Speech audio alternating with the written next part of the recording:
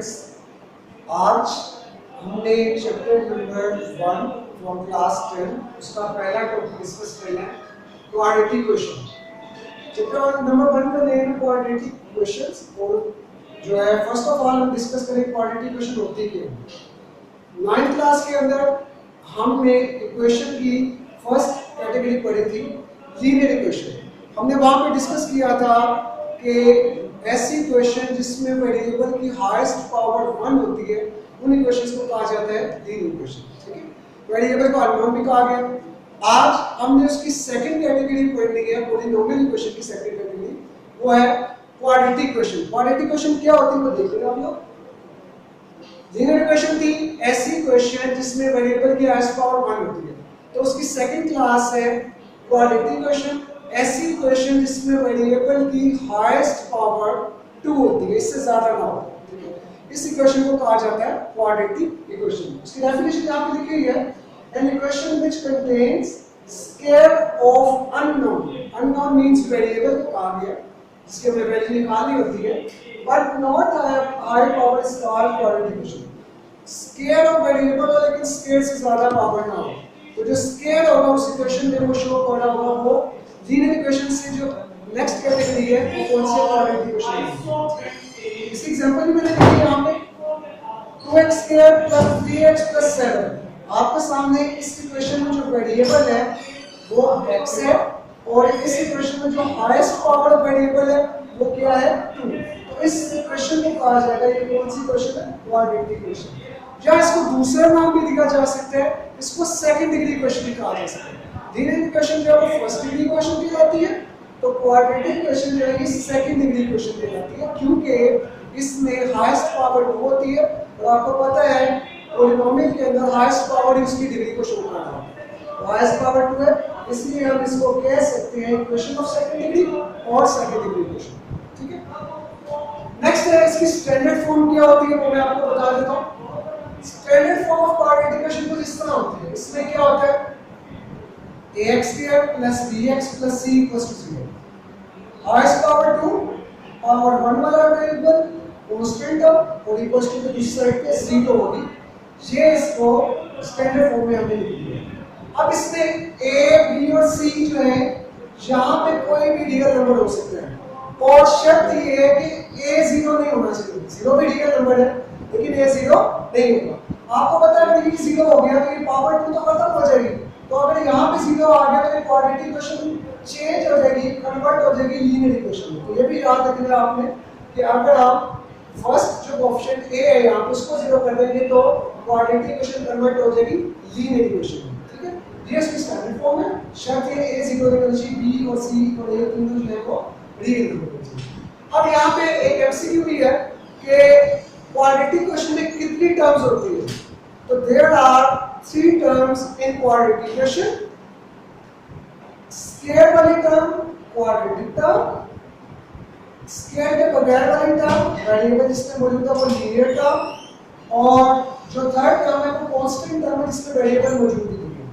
तो एमसीक्यू है एक्सरसाइज में कि क्वाड्रेटिक इक्वेशन के अंदर कितनी टर्म्स हैं, उनके नाम बताइए। नाम मैंने आपको बता दी, सिंपल उसमें नंबर पूछेंगे। There are 3 terms, quadratic, linear and constant. ये standard form of quadratic equation है। आगे क्वेश्चन जब आएंगे क्वाड्रेटिक इक्वेशन को सॉल्व करना, तो उसमें सबसे इंपॉर्टेंट जो चीज है वो स्टैंडर्ड फॉर्म में चेंज करके सॉल्व करना है। क्वेश्चन तब तक सॉल्व नहीं होगा जब तक आप क्वाड्रेटिक इक्वेशन को स्टैंडर्ड फॉर्म में चेंज न करें। तो ये आपने याद रखना। इसके बाद जो क्वाड्रेटिक इक्वेशन है उसकी एक कैटेगरी है प्योर क्वाड्रेटिक इक्वेशन। इसकी टाइप क्या है, प्योर क्वाड्रेटिक इक्वेशन क्या होती है।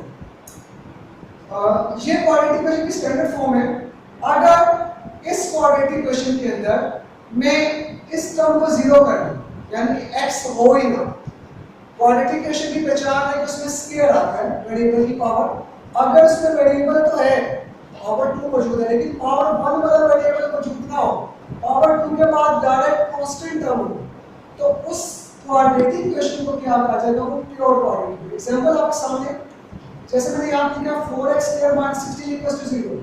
इसमें ये तो पता चल रहा है कि क्वाड्रेटिक इक्वेशन है, हाईएस्ट पावर वेरिएबल 2 है। अच्छा, अब इसमें पावर 1 वाला वेरिएबल नजर नहीं आ रहा, तो ये क्वाड्रेटिक तो है लेकिन क्योंकि इसमें पावर 1 वाला वेरिएबल मौजूद नहीं है, तो ये आप क्वाड्रेटिक क्वेश्चन की एक टाइप बन गई, वो है प्योर क्वाड्रेटिक क्वेश्चन।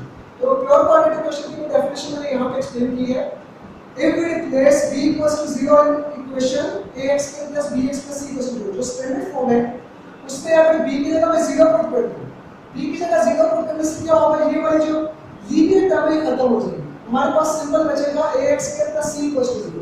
तो ये जो फॉर्म है, ये फॉर्म क्वाड्रेटिक क्वेश्चन की कौन सी फॉर्म होगी, प्योर फॉर्म। क्या इसको हम कहेंगे, प्योर क्वाड्रेटिक इक्वेशन, जिसमें लीनियर टर्म मौजूद ना हो। ठीक है, तो क्वेश्चन में जो एक्सरसाइज नंबर 1.1 है उसमें आपसे पूछा जाएगा कि पहले तो आप उसको स्टैंडर्ड फॉर्म में चेंज करें और बताएं कौन सी जो है वो प्योर क्वाड्रेटिक क्वेश्चन और कौन सी प्योर क्वाड्रेटिक क्वेश्चन देंगे, जिसमें x स्क्वायर मौजूद है, x नहीं होगा वो प्योर है, जिसमें तीनों टर्म्स आ जाए वो उसकी क्वाड्रेटिक फॉर्म तो है, क्वाड्रेटिक क्वेश्चन की स्टैंडर्ड फॉर्म, लेकिन वो प्योर नहीं है, x के वाली जो है प्योर। नेक्स्ट हम आते हैं, how many methods are there to solve quadratic question? Basically, there are two methods to solve quadratic question.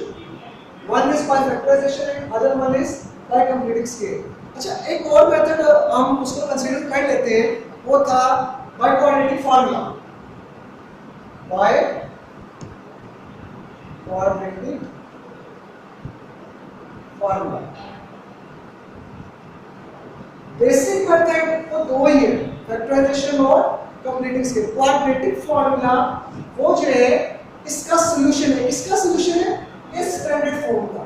जब आप standard form of quadratic question को सॉल्व करते हैं कंप्लीटिंग स्केल वाले मेथड के जरिए, तो हमारे पास एक फार्मूला बन जाता है क्वाड्रेटिक फार्मूला, वो है x -b प्लस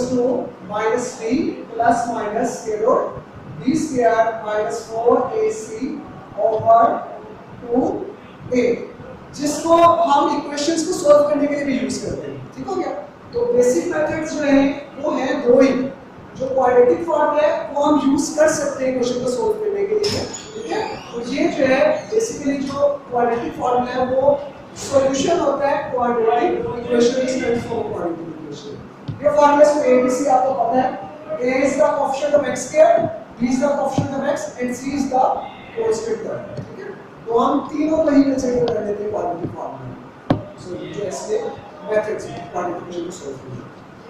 अच्छा, ये था बेसिक कांसेप्ट, क्वाड्रेटिक इक्वेशन होती क्या है, टाइप कौन सी है इसकी, एग्जांपल देख ली, स्टैंडर्ड फॉर्म देख ली, टर्म्स कौन सी होती है इसमें। ठीक है, कितनी टर्म्स थी, 3 टर्म्स थी, वो कौन सी टर्म्स थी, लीनियर टर्म, क्वाड्रेटिक टर्म और कांस्टेंट टर्म। अब रियल एग्जांपल क्या है कि क्वाड्रेटिक इक्वेशन यूज कहां पे होती है वो देख लेते हैं।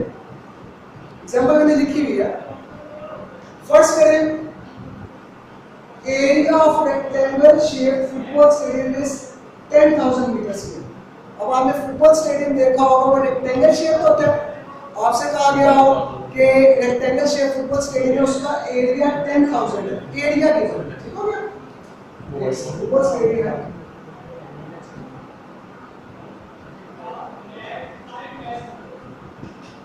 फर्स्ट करेंगे फुटबॉल स्टेडियम रेक्टेंगल शेप होता है, इसमें आपको बता दिया गया है जो इसका एरिया है वो 10,000 स्क्वायर मीटर है।